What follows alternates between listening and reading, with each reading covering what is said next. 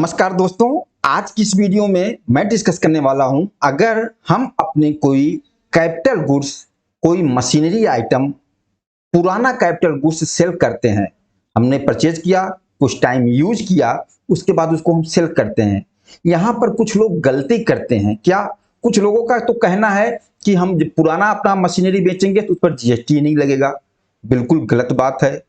आप बेच रहे हो तो जीएसटी लगेगा, लेकिन हमें यह भी देखना होगा कि जो हमने जिस आइटम को सेल किया, सेल के ऊपर जो जीएसटी हम पेमेंट कर रहे हैं, क्या उतना ही जीएसटी पेमेंट करना होगा या उससे ज्यादा जीएसटी पेमेंट करना होगा?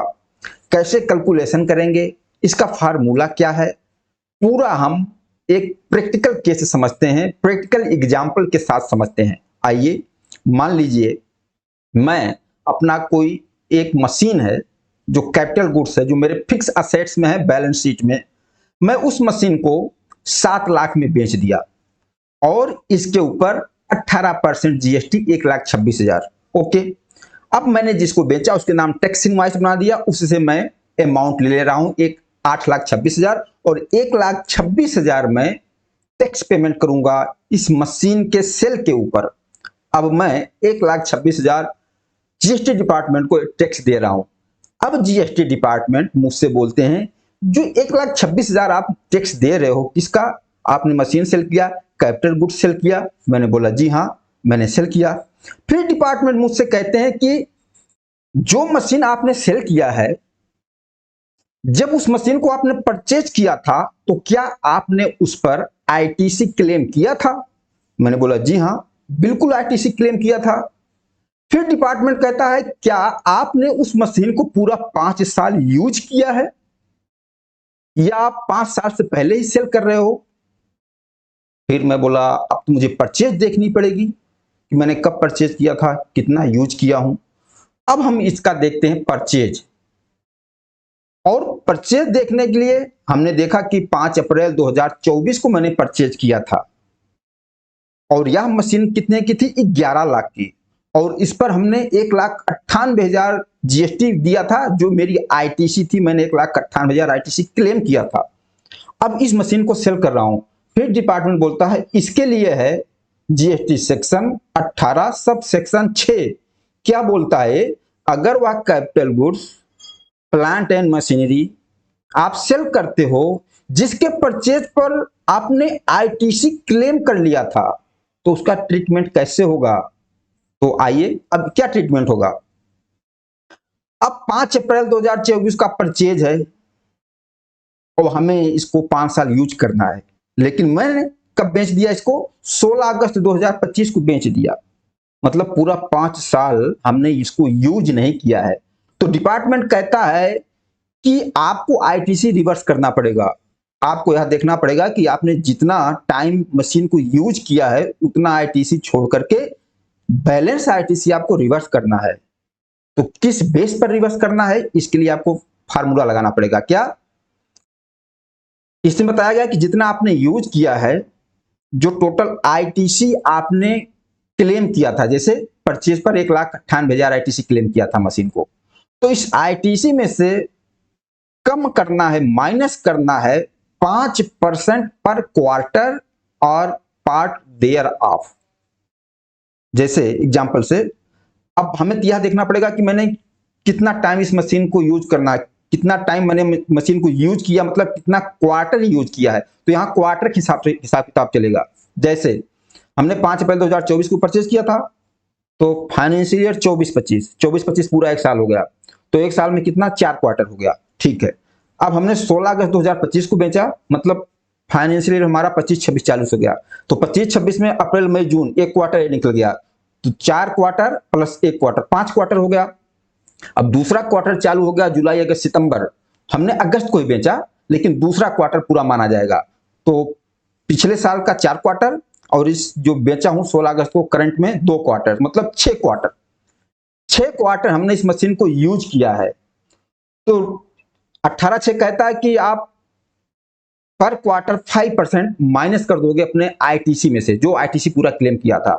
तो मशीन को मैंने 6 क्वार्टर यूज किया, अब इसमें आईटीसी लेस करना 5% पर क्वार्टर और पार्ट देयर ऑफ। तो 6 क्वार्टर इंटू 5%, कितना हो गया 30%।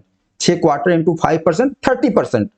अब 30% आईटीसी हमें माइनस करना होगा इस 1,98,000 में से। तो हमारी इस मशीन की परचेज पर पूरा टोटल आईटीसी था 1,98,000। 1,98,000 का 30% कितना बनता है 62,400। तो मतलब 62,400 आईटीसी हमें नहीं रिवर्स करना होगा, ये माइनस हो जाएगा। मतलब कि हमने जो 6 क्वार्टर यूज किया उसके लिए 62,400 हमें मिल जाएगा। अब टोटल आईटीसी कितनी थी 1,98,000 माइनस 62,400 माइनस कर देंगे, बैलेंस कितना बन रहा है 1,38,600। अब 1,38,600 हमारा रिवर्सल बनता है। क्यों? जो हमने 5 अप्रैल 24 को परचेज किया था 1,98,000 आईटीसी पूरा क्लेम किया था और हम उसको 4 क्वार्टर यूज किया, मतलब कि 16 अगस्त को मैं उसको सेल कर दे रहा हूं। अब मुझे 1,38,600 आईटीसी रिवर्स करना पड़ेगा क्योंकि हमने पूरा 5 साल यूज नहीं किया है। ये फार्मूला तो क्लियर हो गया। अब यहां देखो, हमने एक कैलकुलेशन किया, इस कैपिटल गुड्स के आईटीसी कितना रिवर्सल होगा, हमने वाई अमाउंट निकाल लिया 1,38,600 हमारा आईटीसी पे रिवर्सल बनता है, डिपार्टमेंट को पेमेंट करना है। ओके, लेकिन अब यहां पर हमने मशीन सेल किया 7 लाख में, तो 1,26,000 तो हम गवर्नमेंट को पेमेंट कर ही रहे हैं। तो हमें रिवर्सल कितना करना था 1,38,600। इसमें से 1,26,000 तो हम अपने कस्टमर से कलेक्ट किया जिसको मशीन बेचा और हम डिपार्टमेंट को पेमेंट करेंगे। टैक्स इनवॉइस बनाया है, जीएसटी R1 में शो करेंगे, तो 1,26,000 तो टैक्स हम पेमेंट कर ही रहे हैं इस मशीन पर। लेकिन इसके बाद भी 12,600 हमें रिवर्सल और करना पड़ेगा, 12,600 एक्स्ट्रा पेमेंट और देना पड़ेगा।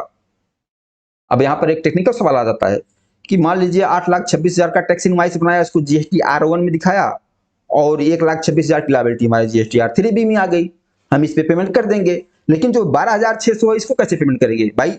देखो, ये आपको आईटीसी रिवर्स करना है, आईटीसी का पेमेंट करना है। आप इसको DRC 03 से भी पेमेंट कर सकते हो, गवर्नमेंट को टैक्स तो देना है।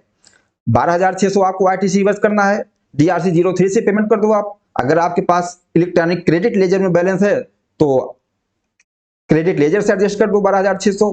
अगर आपके इलेक्ट्रॉनिक क्रेडिट लेजर में बैलेंस नहीं है तो 12,600 आपको कैश से पेमेंट करना पड़ेगा। मतलब आपको पूरा पेमेंट 1,38,600 ही देना है गवर्नमेंट को इस मशीन की सेल पर।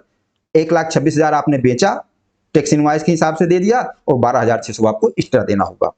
ओके, अगर आपने 5 साल मशीन को नहीं यूज किया है तो इस तरीके से कैलकुलेशन होगा। अगर मशीन आप बेच रहे हो, आपको 2 कैलकुलेशन करना पड़ेगा। पहला कैलकुलेशन कि इस पे रिवर्सल कितना बन रहा है, वही अमाउंट निकाल लो। जैसे इस पर रिवर्सल बन रहा है 1,38,600, ये अमाउंट निकल गया।